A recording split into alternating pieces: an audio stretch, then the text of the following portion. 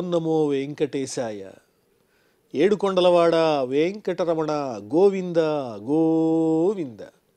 శ్రీ శ్రీనివాస శ్రీ వెంకటేశ గోవింద గోవింద.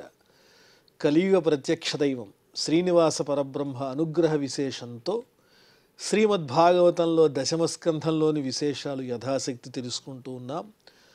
నారాయణం నమస్కృత్య నరం చైవ నరోత్తమం దేవీం సరస్వతీం వ్యాసం తతో జయముదీరయేత్.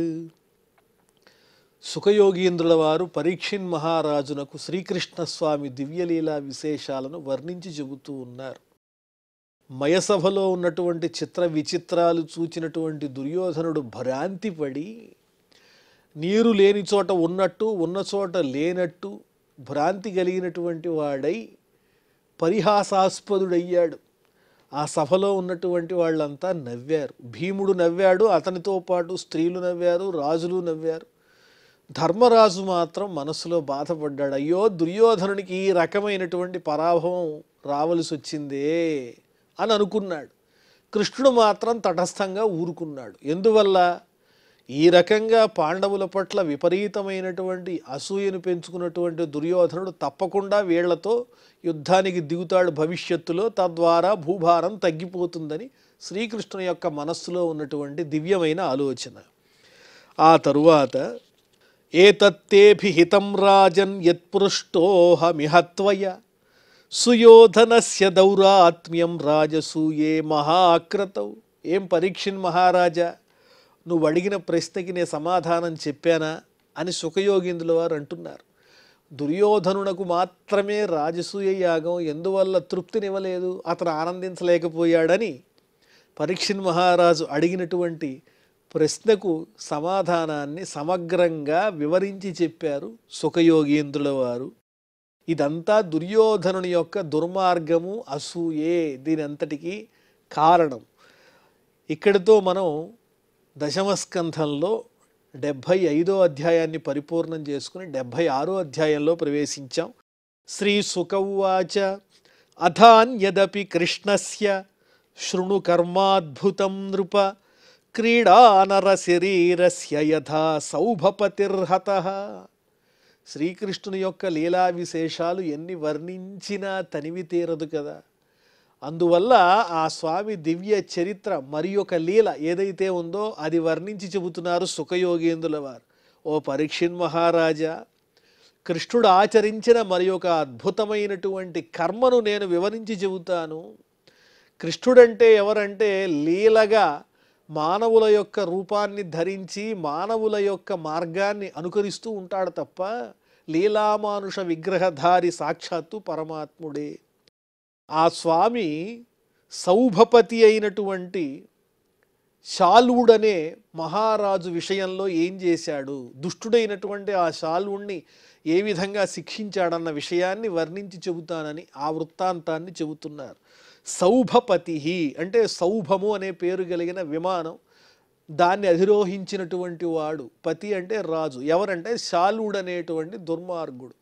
అతడు రాజే, కృష్ణుడి పట్ల విరోధభావం కలిగినటువంటి వాడు. శిశుపాల సఖశాల్వో రుక్మిణ్యుద్వాహ ఆగతః యదుభిః నిర్జితః సంఖ్యే జరాసంధాదయస్తద. ఇప్పటి విషయం కాదు, మళ్ళీ పూర్వ విషయాన్ని కొంచెం తెలియజేస్తూ, శిశుపాలునకు రుక్మిణినిచ్చి వివాహం చేద్దామని అందరూ తలుచుకున్నప్పుడు శిశుపాలుణ్ణి వీళ్ళందరినీ నిర్జించి రుక్మిణీదేవిని శ్రీకృష్ణ పరమాత్మ తీసుకొచ్చాడు. అప్పుడు యుద్ధం జరిగింది. ఆ యుద్ధంలో జరాసంధుడు, శిశుపాలుడు వీళ్లతో పాటు ఈ శాల్వుడు అనేటువంటి రాజు కూడా పోరాడాడు కృష్ణుడితో. అతడు కూడా పరాభవాన్ని పొందాడు. ఇది ఎప్పటి విషయం? శిశుపాల సఖశాల్వో, వాడు శిశుపాలునికి స్నేహితుడు శాల్వుడనేవాడు. రుక్మిణ్యుద్వాహ ఆగత, రుక్మిణీదేవి వివాహ సందర్భాన్ని పురస్కరించుకుని ఆ శాల్వుడు కూడా వచ్చాడు. వచ్చి ఈ కృష్ణుడు రుక్మిణీదేవిని తీసుకువెళ్ళినప్పుడు తను కూడా యుద్ధం చేయడానికి ప్రయత్నించి విఫలమయ్యాడు. యదుభిః నిర్జిత సంఖ్యే జరాసంధాదయస్తథా. యదువీరుల చేత జయింపబడ్డాడు ఈ శాల్వుడు కూడా, శిశుపాలుని యొక్క స్నేహితుడు.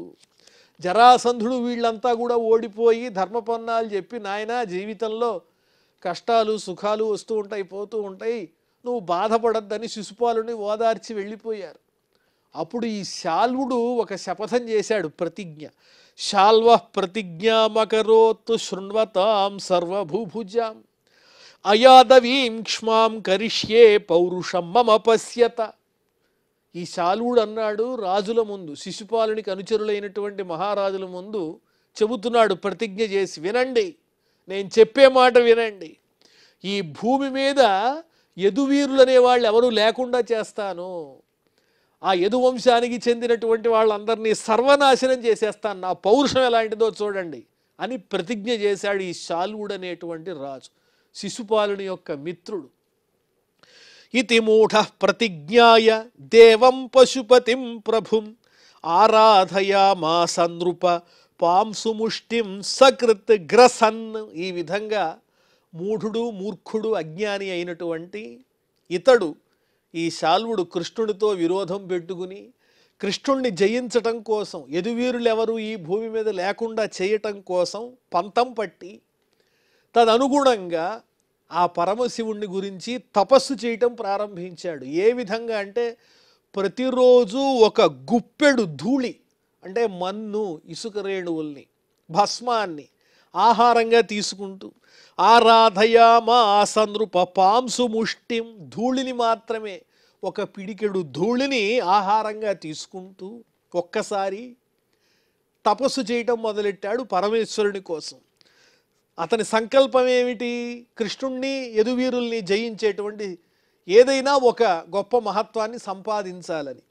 సంవత్సరాంతే భగవాన్ ఆశుతోష ఉమాపతి వరేణ ఛందయామాస శాల్వం శరణమాగతం. ఈ విధంగా అతడు తపస్సు చేసిన తరువాత, ఒక సంవత్సరం తరువాత, తొందరగా సంతోషించే లక్షణం ఉన్నటువంటి పశుపతి పరమేశ్వరుడు, భక్తులకు తొందరగా వరాలు ఇస్తాడు ఆయన. అటువంటి శంకరుడు అతని తపస్సుకు మెచ్చినటువంటి వాడై, వరమిస్తాన్నాయనా అని ఆ శాల్వునితో చెప్పాడు. తనని శరణు కోరినటువంటి శాలువునకు వరాన్ని ఇవ్వడానికి ఇష్టపడ్డాడు పరమశివుడు. దేవాసుర మనుష్యాణం గంధర్వోరగరక్షసాం అభేద్యం కామగం వవ్రే సయానం వృష్ణిభీషణం. వెంటనే ఈ శాల్వుడు ఏం కోరాడంటే, పరమేశ్వర, కైలాసవాస, గంగాధర, గరళకంఠ, చంద్రశేఖర, నా కోరిక ఏంటంటే, దేవతలు కానీ, రాక్షసులు కానీ, మానవులు కానీ, గంధర్వులు కానీ, సర్పశ్రేష్ఠులు కానీ, తదితరులైన రాక్షస శ్రేష్ఠులు కానీ ఎవరికీ కూడా వశం కాని, ఎవరు భేదించలేనటువంటి ఒక దివ్యమైన విమానాన్ని, నేను కోరించోటికి వెళ్ళే ఒక దివ్యమైనటువంటి ఒక విమానాన్ని నాకు ఇవ్వవలసిందని కోరాడు. విచిత్రమైనటువంటి కోరిక.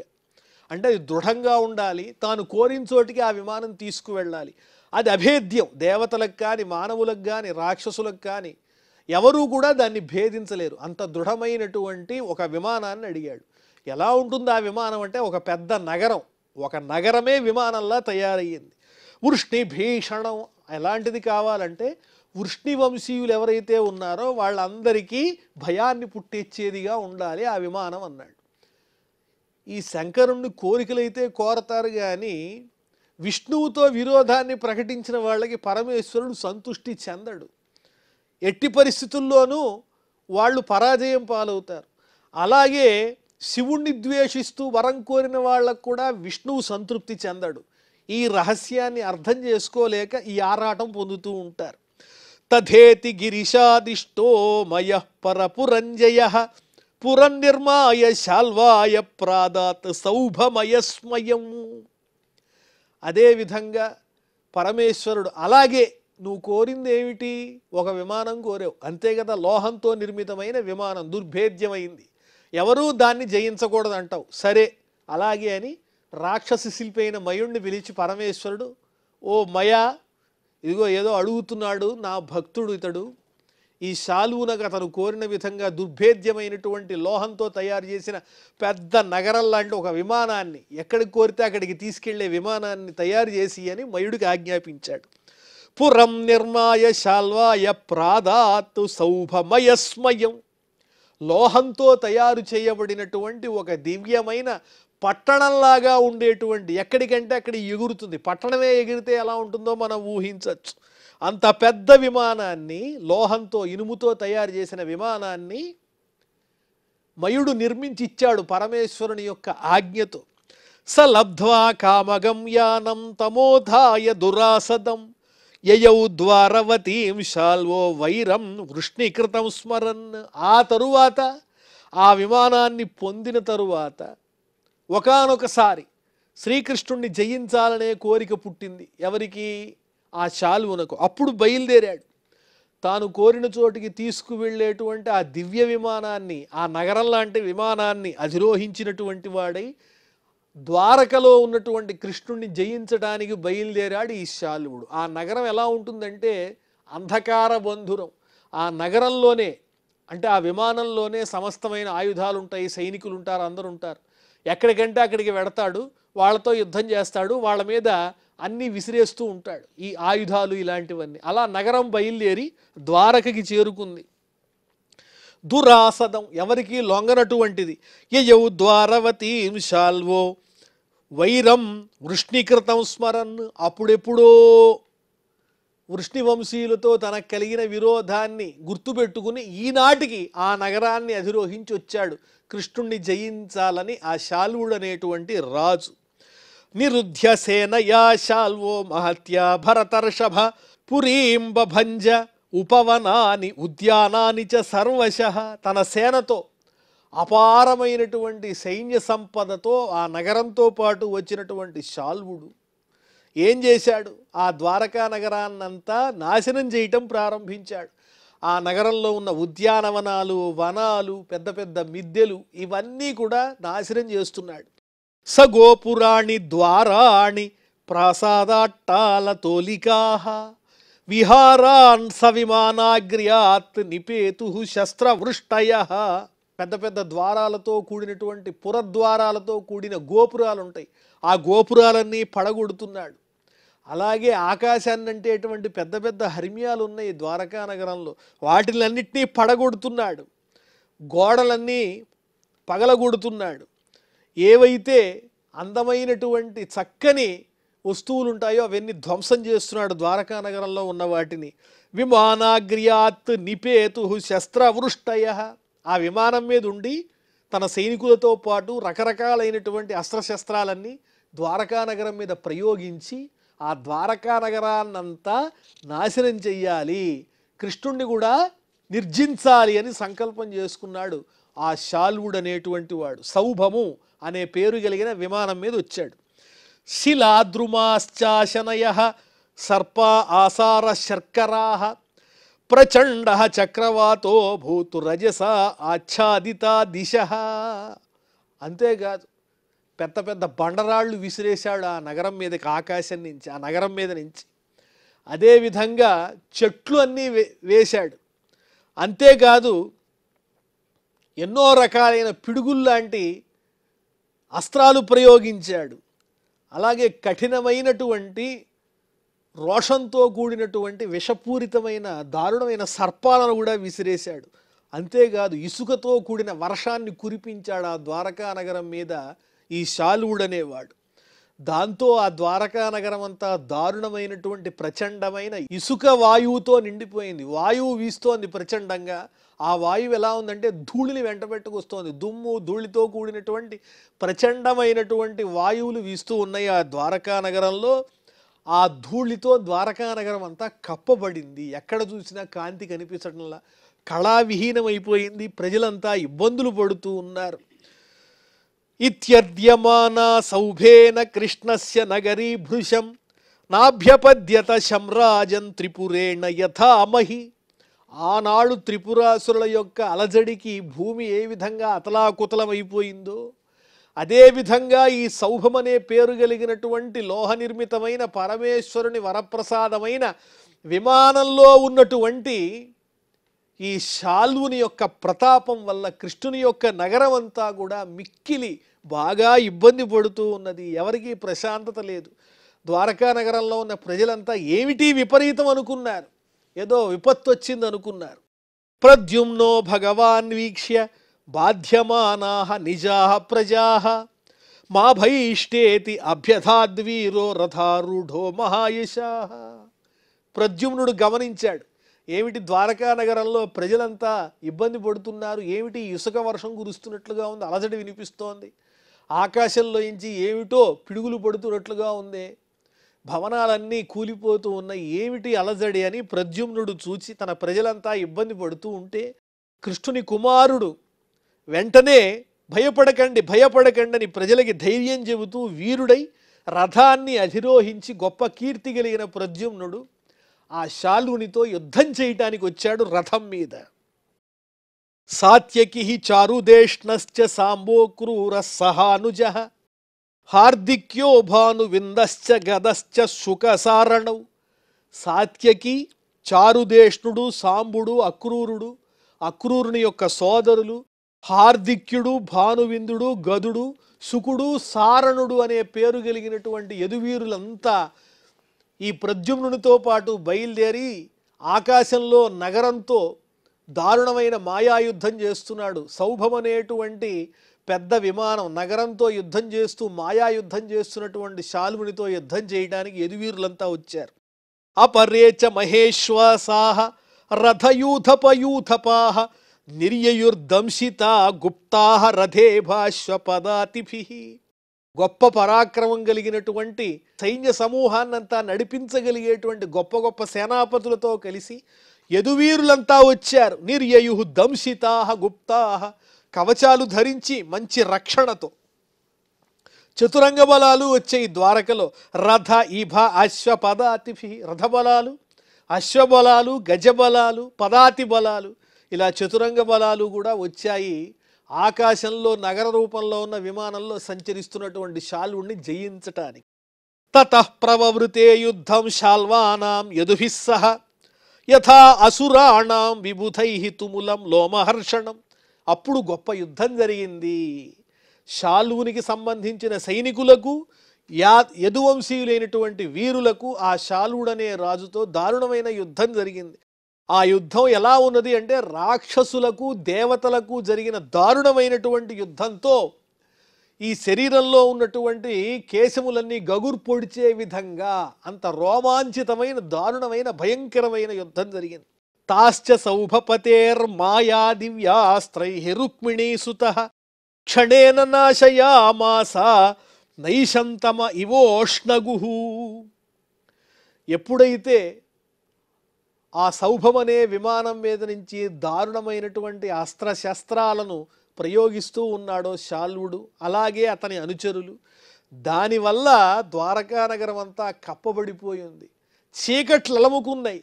అలాంటి చీకట్లు అంధకారాన్ని, బాణవర్షం చేత, ఆయుధవర్షం చేత చీకటిగా మారినటువంటి వాతావరణాన్ని ప్రద్యుమ్నుడు తన యొక్క ప్రతాపంతో తాను ప్రయోగించే అస్త్రశస్త్రాలతో భేదించి, సూర్యుడు ఉదయిస్తే ఏ విధమైన తేజస్సు ప్రకాశిస్తుందో ఆ విధమైనటువంటి కాంతిని అంతా ప్రకాశించేటట్టు చేసి ఆ శాల్వుని కారణంగా ఏర్పడినటువంటి అంధకారాన్ని అంతటినీ కూడా భేదించేశాడు తన శస్త్రముల యొక్క పరంపరలతో సూర్య భగవానుని వలె.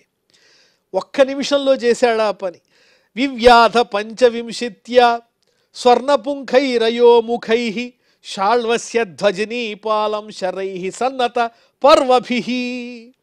25 బాణాలు ఏకధాటిగా ప్రయోగించి శాల్వుని యొక్క సేనాధిపతి, ప్రధానమైన సేనాధిపతి ఎవడైతే ఉంటాడో వాణ్ణి సంహరించాడు.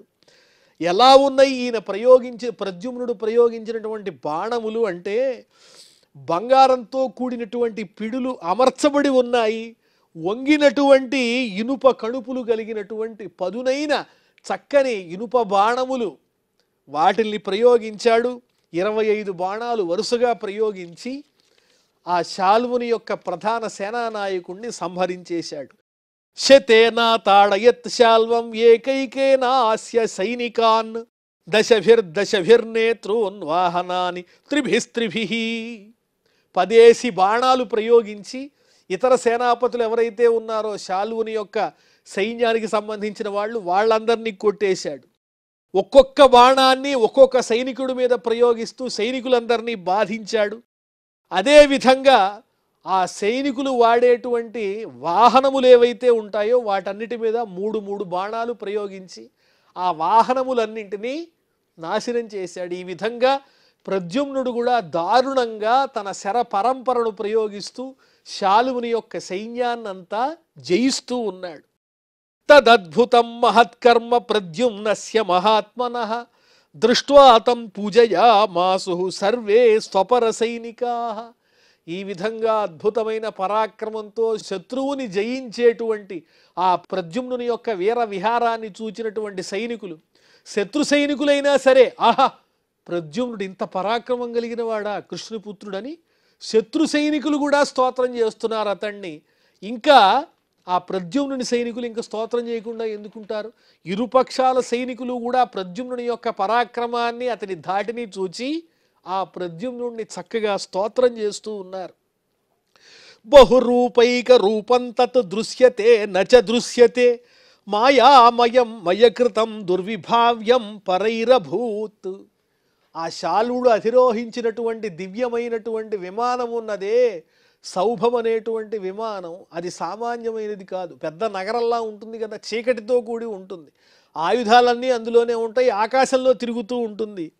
అది అనేక రూపాలు కూడా పొందుతుంది. ఒకసారేమో ఒకటిగానే కనిపిస్తుంది, కాసేపు అయిన తర్వాత ఎన్నో విమానాలు ఆకాశంలో సంచరిస్తున్నట్లుగా మాయలు చేస్తూ ఉన్నాడు ఆ శాల్వుడు అనేటువంటి రాజు. అంతేకాదు, ఒక్కోసారి కనిపిస్తుంది ఆ విమానం ఆకాశంలో, ఒక్కోసారి అదృశ్యమవుతుంది, ఒక్కోసారి అనేక రూపాలుగా కనిపిస్తూ ఉంటుంది. ఇలా మాయామయంగా ఉన్నటువంటి ఆ దివ్య విమానంతో శత్రు దుర్భేద్యంగా ఉన్నది ఆ విమానం. శాల్వుడు గొప్ప తపస్సు చేసి శివుని అనుగ్రహం వల్ల పొందినటువంటి విమానం కాబట్టి అది అంత వైభవంగా ఉంది. క్వచిత్ భూమౌ క్వచిద్ వ్యోమ్ని గిరిమూర్ధ్ని జలే క్వచిత్ అలాత చక్రవత్ భ్రామ్యత్ సౌభం తత్ దురవస్థితం. ఒకసారి చూస్తే ఆ విమానం భూమి మీద ఉంటుంది, ఇంకోసారి చూస్తే ఆకాశంలో ఉంటుంది, మరోసారి చూస్తే నీటి మీద ఉంటుంది, ఇంకోసారి చూస్తే పర్వత శిఖరం మీద ఉంటుంది. ఎప్పుడు ఎక్కడ ఎలా ఉంటుందో తెలియకుండా తన మాయాజాలంతో శాల్వుడు ఆ విమానాన్ని పెక్కు చోట్ల కనిపించేలా చేస్తున్నాడు యదువీరులకు. అంటే మాయాయుద్ధం చేస్తున్నాడు జయించకుండా ఉండడానికి. ప్రద్యుమ్నుని పరాక్రమం చూచేటప్పటికీ కొంచెం బిత్తరపోయాడు. అందువల్ల ఆ విమానం వాళ్ళకి చిక్కకుండా ఉండడానికి పలు చోట్ల తన మాయతో అనేక రకాలుగా మారుస్తూ వాళ్ళని బిత్తరపోయేటట్టు చెయ్యాలని ప్రయత్నిస్తున్నాడు. అలాత చక్రవత్, కొరివి చక్రంలాగా తిప్పుతున్నాడు ఆ విమానాన్ని పలు చోట్ల. ఒక చోట నిలవకుండా అనేక చోట్ల తిరుగుతూ ఉన్నది ఆ నగరంలా ఉన్నటువంటి సౌభం అనే విమానం. ఎత్ర ఎత్రోపలక్ష్యేత ససౌభ సహసైనికః శాల్వః తతస్తతో ముంచన్ శరాన్ సాత్వత యూథపాః. ఎప్పుడైతే ఆ విమానం ఎక్కడ కనిపిస్తుందో, శాల్వుడు ఎక్కడ కనిపిస్తాడో వెంటనే అక్కడికి ఈ యదువీరులు అనేక రకాలైనటువంటి శస్త్రాల్ని సమూహాలుగా ప్రయోగిస్తున్నారు. వీళ్ళు కూడా ఆగటం లేదు. మాయాయుద్ధం చేస్తున్నా శాల్వుడు ఎక్కడైతే ఆ విమానం ఆకాశంలో కనిపిస్తుందో, పర్వతం మీద కనిపిస్తుందో, నీటి మీద కనిపిస్తుందో, భూమి మీద కనిపిస్తుందో, ఆ సమయంలో అదే ప్రదేశంలోకి అనేక రకాలైనటువంటి బాణముల యొక్క వృష్టిని కురిపిస్తూ శాల్వుణ్ణి యథాశక్తి జయించటానికి యదువీరులు ప్రద్యుమ్నుని యొక్క నాయకత్వంలో ప్రయత్నిస్తూనే ఉన్నారు. శరైః అగ్నియర్క సంస్పర్శైః ఆసీవిష దురాసదైః పీడ్యమాన పురాణీకః శాల్వో అముహ్యత్ పరేరితైః. ఈ ప్రద్యుమ్నుడు వారి సైనికులు ప్రయోగించేటువంటి బాణాల వర్షం ఎలా ఉంది అంటే, అగ్ని యొక్క తేజస్సు, సూర్యుని యొక్క వేడిమి స్పర్శ తగిలితే ఎలా ఉంటుందో అంత తీక్షణంగా ఉన్నాయి ఆ బాణాలు. పాముల యొక్క కాటు ఎంత దారుణంగా ఉంటుందో అంత దారుణంగా తీక్షణంగా ఉన్నాయి. బాణపు దెబ్బలు తట్టుకోవడానికి వీలు లేకుండా ఉన్నాయి. అలాంటి తీవ్రమైన బాణములతో యదువీరులు శత్రువుల్ని జయిస్తూ ఉంటే, ఆ శాల్వుని యొక్క సైన్యాన్నంతా నిర్జిస్తూ ఉంటే అది చూచినటువంటి శాల్వుడు ఆశ్చర్యపోయాడు, మోహపడ్డాడు. ఏమిటి ఇంత దుర్భేద్యమా ద్వారకా నగరం, ఏదో తేలిగ్గా వచ్చి జయిద్దాం అనుకున్నాను అని అనుకున్నాడు, కానీ అది సాధ్యపడటం లేదు. శాల్వనీకప శస్త్రౌఘైః వృష్ణివీరాః భృశార్దితాః నతత్యజూరణం స్వం స్వం లోకద్వయ జిగీషవః. శాల్వుని యొక్క సైన్యము తమ పోరాట పటిమతో ఆ వృష్ణివీరుల మీద యథాశక్తి పోరాడుతున్నారు. అదే వృష్ణివీరులు కూడా శాల్వుని యొక్క సైన్యంతో యథాశక్తి పోరాడుతున్నారు. విజయమా వీరస్వర్గమా, భూమి మీద బ్రతికి ఉండడమా లేకపోతే స్వర్గానికి వెళ్ళడమా, రెండు లోకాల్లో ఎక్కడుండాలి మనం అని నిశ్చయించుకోవటానికి ఆరాటపడుతూ ఒకరి ప్రతాపాన్ని ఒకరు ఎదుర్కొంటూ భీకరంగా పౌరుషంతో యుద్ధం చేశారు. తగ్గకుండా, వెనుదిరక్కుండా, వెన్ను చూపకుండా చాలా దారుణమైన యుద్ధం చేశారు ఈ ప్రద్యుమ్నుని పక్షంలో ఉన్న యదువీరులు, శాల్వుని పక్షంలో ఉన్నటువంటి సైన్యము కూడా. శాల్వామాత్యో ద్యుమాన్నామ ప్రద్యుమ్న ప్రాక్ ప్రపీడిత ఆసాద్య గదయా మౌర్య వ్యాహత్య వ్యనదద్ బలి. ఇంతలో ఆ శాల్వుని దగ్గర ఒక మంత్రి ఉన్నాడు. ఆ మంత్రి పేరు ఏమిటంటే ద్యుమంతుడు అనే మంత్రి. అతడు కూడా మాయావే. అతన్ని మొదట ప్రద్యుమ్నుడు బాగా పీడించాడు అస్త్రాలతో, బాణాలతో. దాంతో దెబ్బతిన్నటువంటి ఆ శాల్వుని యొక్క మంత్రి ఏం చేశాడు, వెంటనే తన దగ్గరున్నటువంటి నల్లనైనటువంటి ఇనుముతో చేయబడిన లోహపు గదతో, బరువైన గదతో ప్రద్యుమ్నుని యొక్క వక్షస్థలం మీద ఒక్క దెబ్బ కొట్టాడు. గదయా మౌర్య వ్యాహృత్య వ్యనదద్ బలి. ఒక్కసారి అరిచాడు, నేను ఈ ప్రద్యుమ్నుణ్ణి కొట్టాను, అతన్ని యుద్ధంలో పీడించగలిగాను అని శాల్వుని యొక్క మంత్రి బాగా అట్టహాసం చేస్తూ ఉన్నాడు. ప్రద్యుమ్నం గదయా శీర్ణ వక్షస్థలమరిందమం అపోవాహ రణాత్ సూతో ధర్మవిత్ దారుకాత్మజ. ఎప్పుడైతే ప్రద్యుమ్నునికి గట్టి దెబ్బ తగిలిందో వక్షస్థలం మీద, ఆ శాల్వుని మంత్రి అయినటువంటి ద్యుమంతుడు బరువైన గదతో ఎప్పుడైతే ఆ ప్రద్యుమ్నుడిని వక్షస్థలం మీద గట్టిగా కొట్టాడో దెబ్బ తగిలి మూర్ఛితుడైపోయాడు ప్రద్యుమ్నుడు. అది చూచినటువంటి ప్రద్యుమ్నుని యొక్క రథసారథి, దారుకుని పుత్రుడైనటువంటి రథసారథి వెంటనే రణరంగం నుంచి రథాన్ని తప్పించి దూరంగా తీసుకువెళ్ళి ప్రద్యుమ్నుడిని కాపాడాడు శాల్వుని మంత్రి బారి నుండి. లబ్ధ సౌజ్ఞో ముహూర్తేన కార్ష్ణి సారథిమబ్రవీత్ అహో అసాధ్విదం సూత యద్రణాన్మే అపసర్పణం. కాసేపటికి ప్రద్యుమ్నుడు మూర్ఛ నుంచి తేరుకుని చూస్తే యుద్ధరంగంలో లేడు. సారథి రణరంగం నుంచి పక్కకి తీసుకొచ్చేశాడు కదా ఈ ప్రద్యుమ్నుడిని. వెంటనే ప్రద్యుమ్నునికి బాధ కలిగింది. ఏవి సారథి, నువ్వెంత పని చేశావు, యుద్ధం చేసేటువంటి యుద్ధవీరుణ్ణి రణరంగం నుంచి తీసుకొచ్చావా, నేనేమన్నా పిరికివాడు అనుకున్నావా అని కృష్ణ కుమారుడైనటువంటి ప్రద్యుమ్నుడు సారథితో మాట్లాడుతూ ఉన్నాడు. మరి ఆ తరువాత ఏం జరిగిందో మనం మళ్ళీ తెలుసుకుందాం. ప్రస్తుతం క్షమాప్రార్థనాదులతో ఈ కార్యక్రమాన్ని పరిసమాప్తం చేసుకుందాం. అథ క్షమాప్రార్థన యదక్షరపద భ్రష్టం మాత్రాహీనంచ యద్భవేత్ తత్సర్వం క్షమ్యతాం దేవ నారాయణ నమోస్తుతే.